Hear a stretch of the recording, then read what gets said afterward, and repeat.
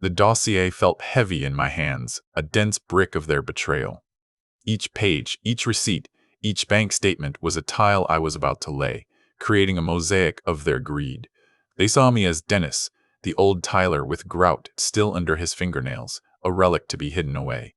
They thought they had silenced me, banished me from their perfect, polished world.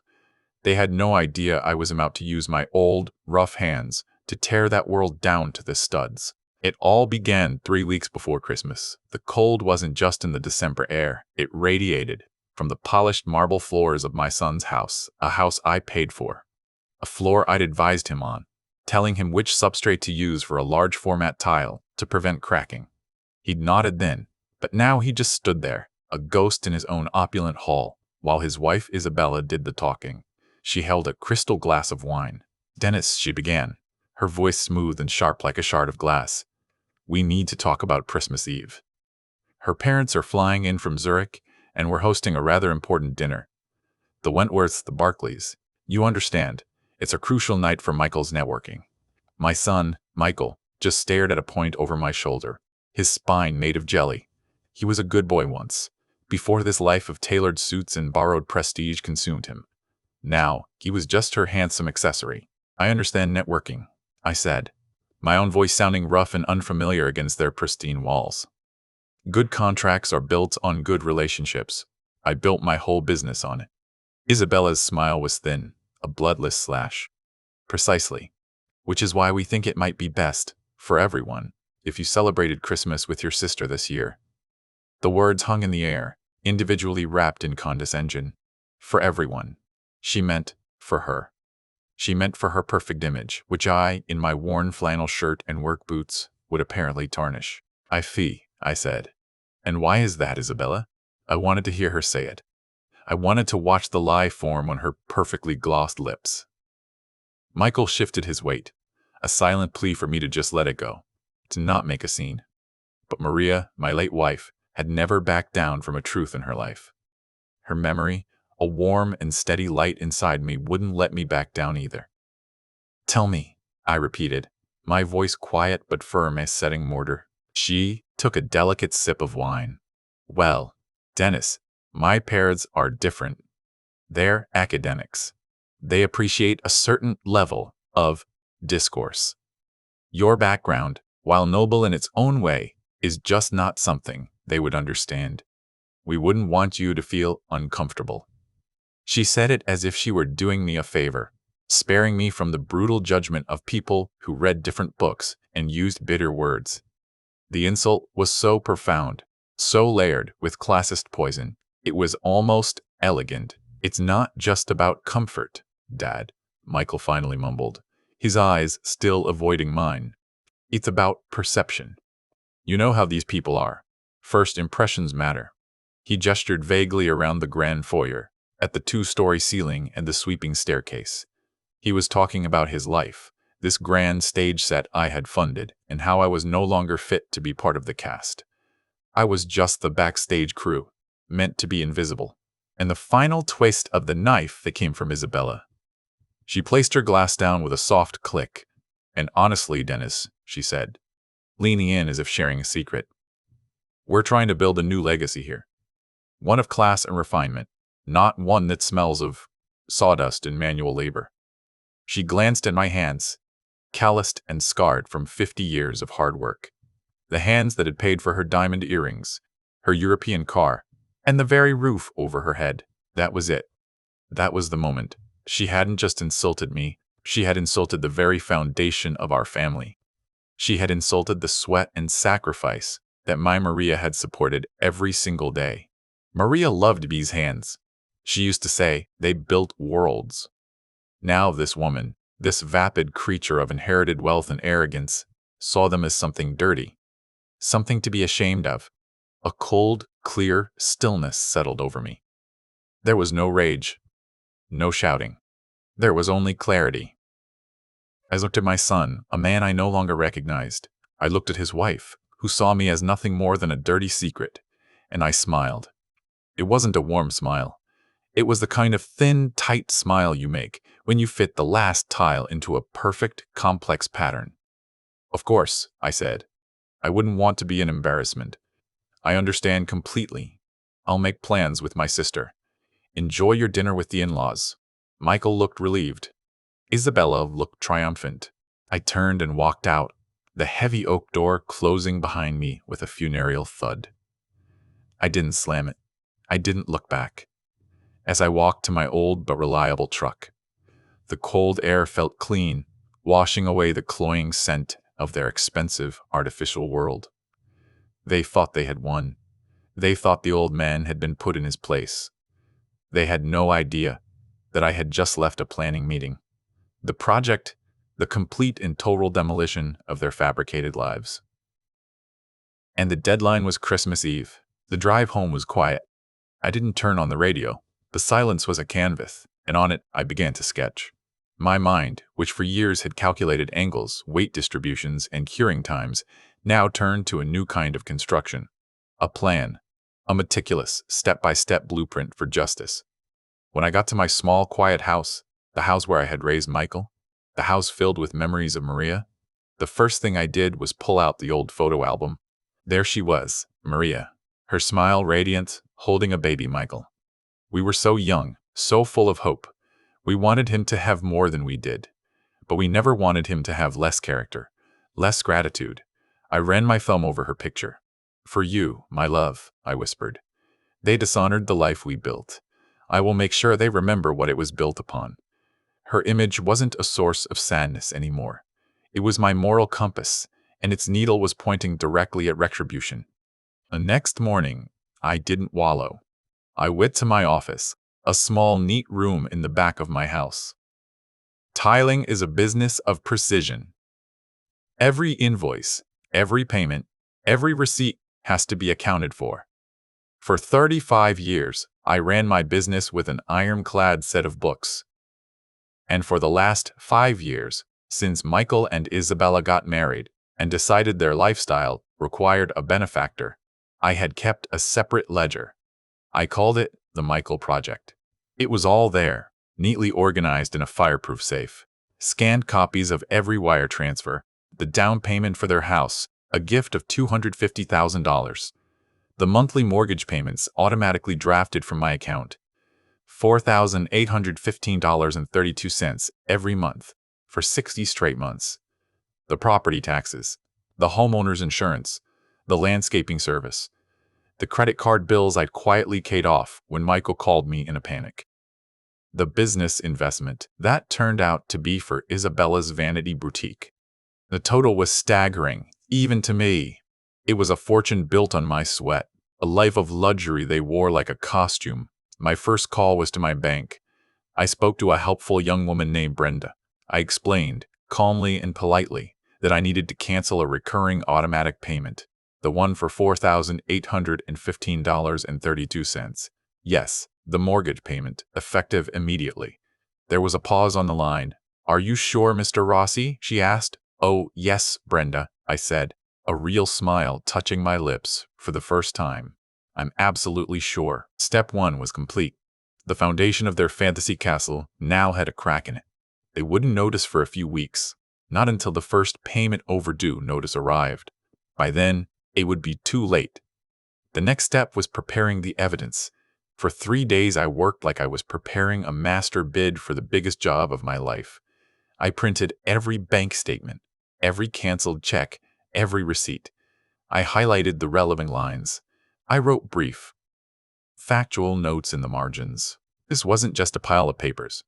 It was a narrative, a story of their dependence and my generosity. I organized it chronologically, from the massive down payment to the bill for their dog's anxiety sweater I'd paid for last month. I bought 20 high-quality presentation binders, the kind lawyers use. Each one would contain a complete, undeniable history of their fraud. This was my grout, the stuff that would fill the gaps and lock every piece of the truth firmly in place. As I worked, my phone buzzed. It was my sister, Clara. She was furious. "Dennis, Michael just called me. He said you two had a little tiff and you'd be spending Christmas with us. Is everything all right?" Her voice was laced with a concern that felt like a warm blanket.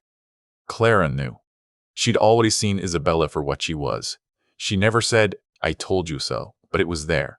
In the gentle way she handled me, like I was a fragile piece of tile. Everything is fine, Clara, I said.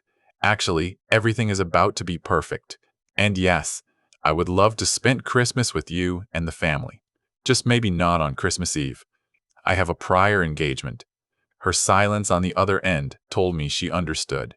She knew I wasn't a man for tiths. I was a man of action, and some action was clearly being planned. Good, she said finally. You know you always have a home here. We love you. That call solidified my resolve. I had real family. A week later, the escalation I had anticipated arrived, though not in the way I expected. It was a Tuesday morning. I was drinking my coffee and reading the local paper when I saw it. A small article, tucked away in the local interest section. The headline read, "Local Philanthropist's Father a Slumlord." My heart hammered against my ribs. I read the piece, my coffee growing cold.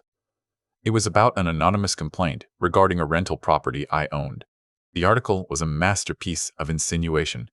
It quoted unnamed tenants complaining about neglect and disrepair. It painted me as a greedy old man exploiting the less fortunate. And then the final paragraph, a quote from a concerned community member who wished to remain anonymous. It's a shame when a man like Mr. Sterling, Isabella's father, who does so much for this community, has his family name associated with such a person through marriage.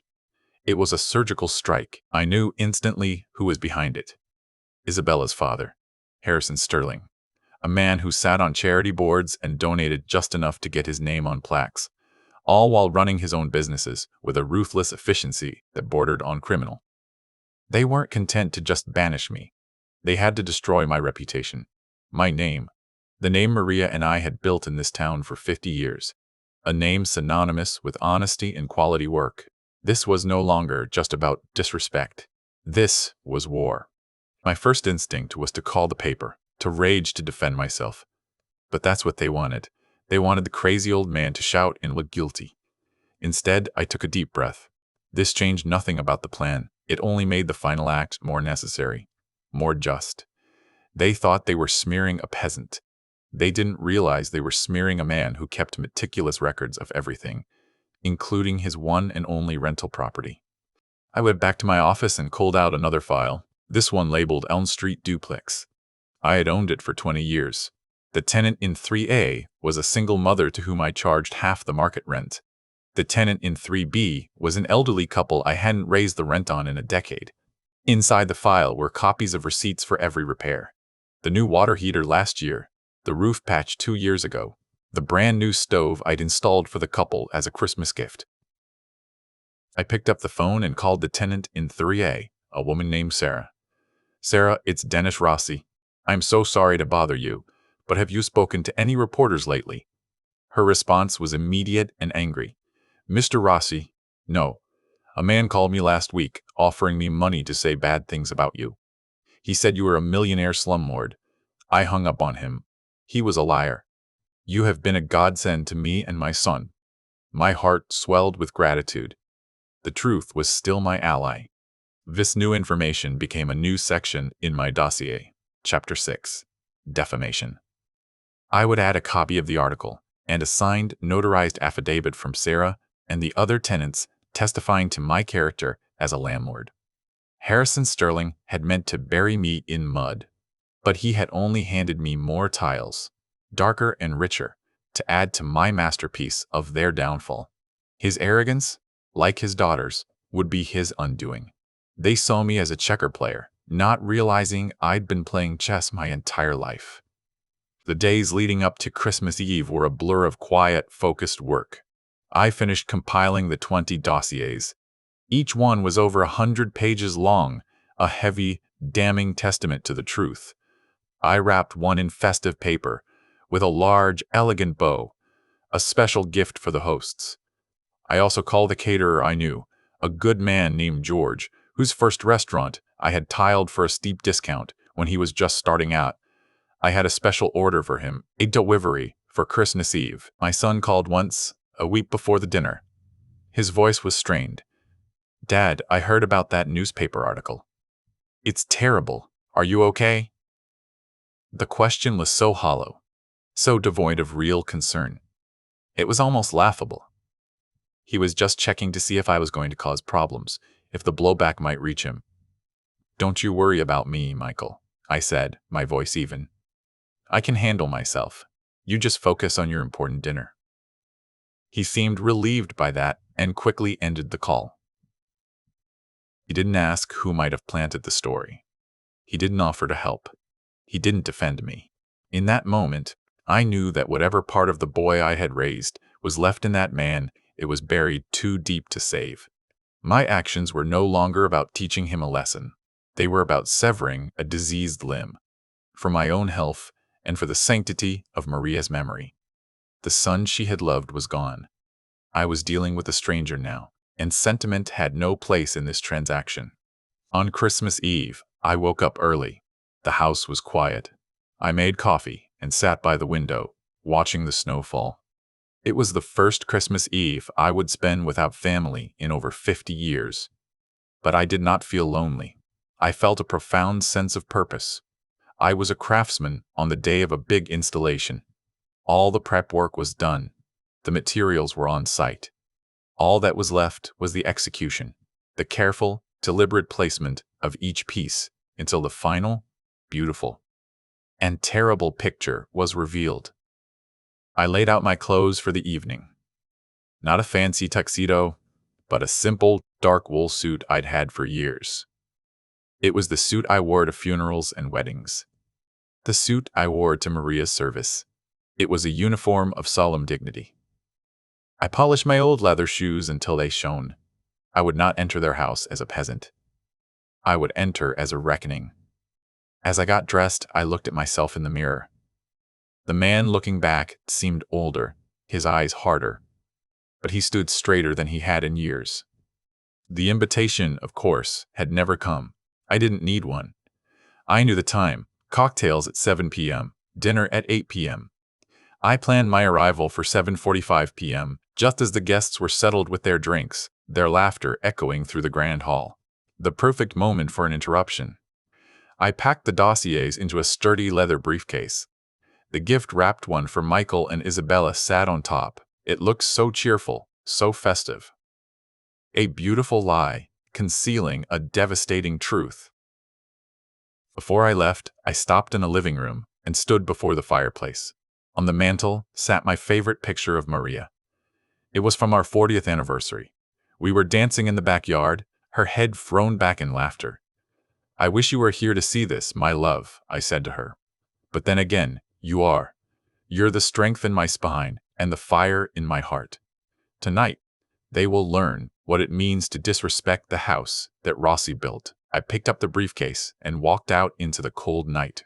The drive to their gated community was surreal. Christmas lights twinkled on oversized mansions, each one a monument to excess. When I pulled up to the security gate, the guard looked at my old truck with suspicion. "Dennis Rossi, to see Michael Rossi," I said. He checked his list. "I'm sorry, sir, you're not on the list." I smiled.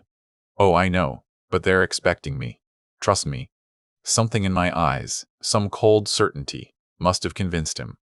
He sighed and waved me through. The final barrier was breached. I parked my truck down the street, not in their driveway. I wanted to approach on foot. The house blazed with light, and the sound of sophisticated laughter and clinking glasses spilled out into the snowy night. I walked up the stone pathway, each step firm, deliberate.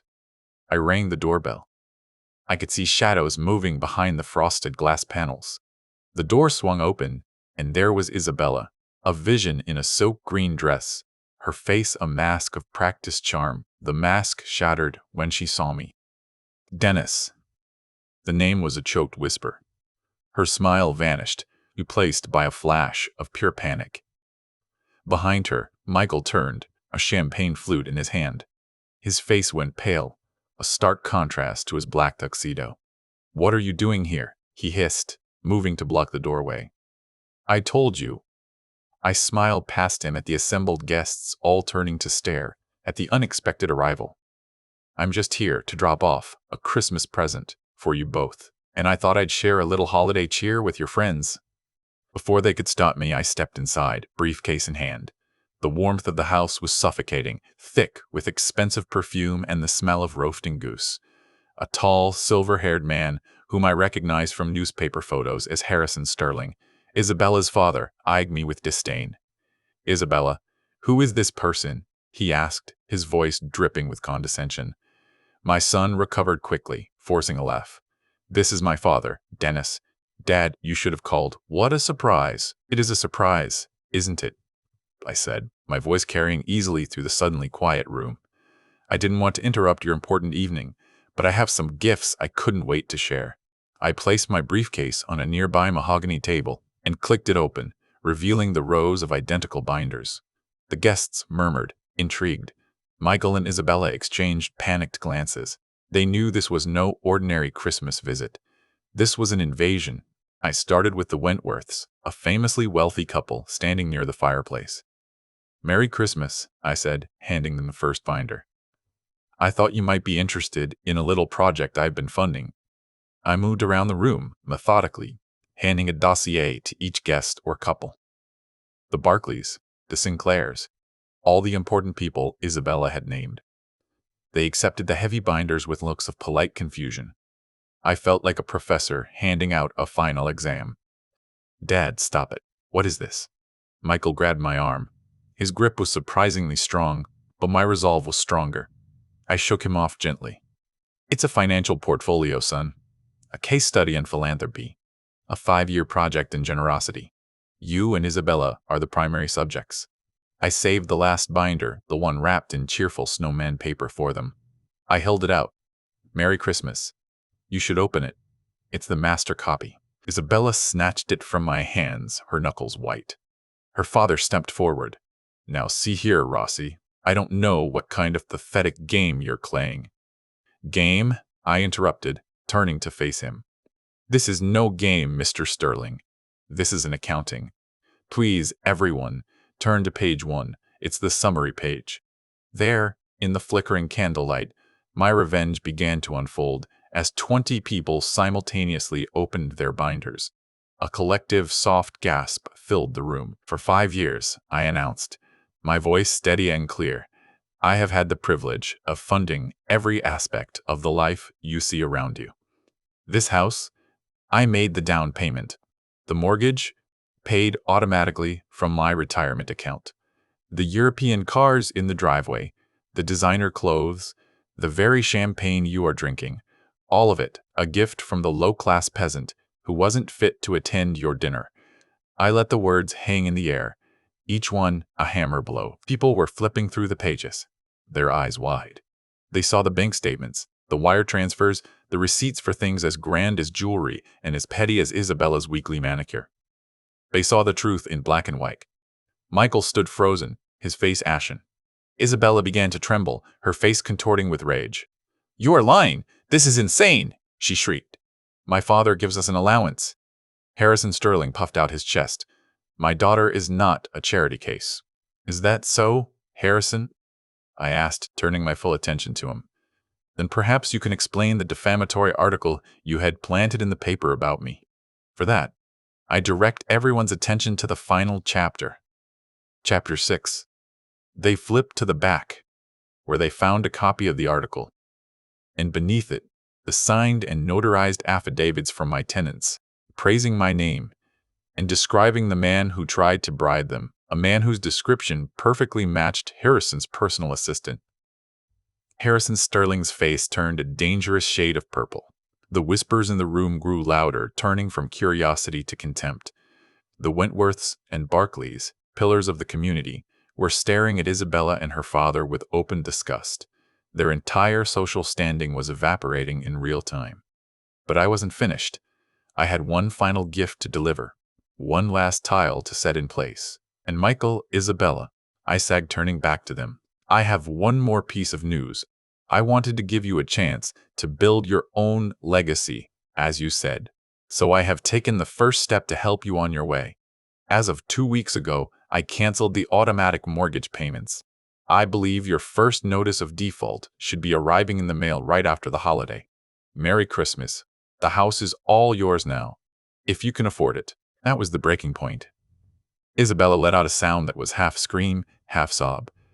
She threw the wrapped dossier to the floor and lunged at me, her fingers curled into claws.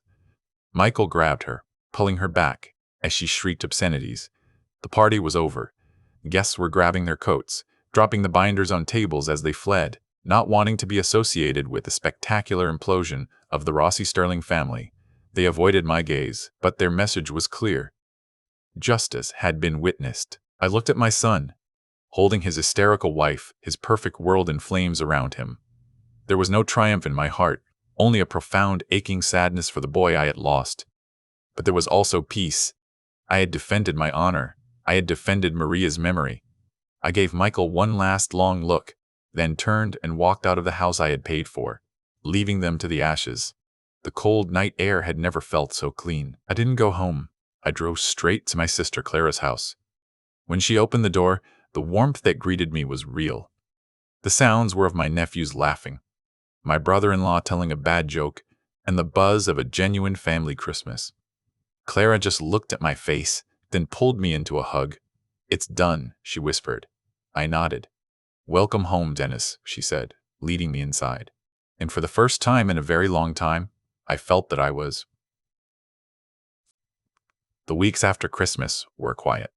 The story, of course, spread like wildfire through the town's upper crust.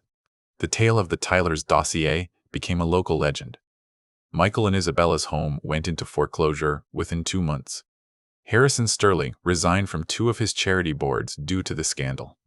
They were social pariahs, their legacy of class and refinement turning out to be nothing but a fragile veneer. I spent my time starting a new project, my own home.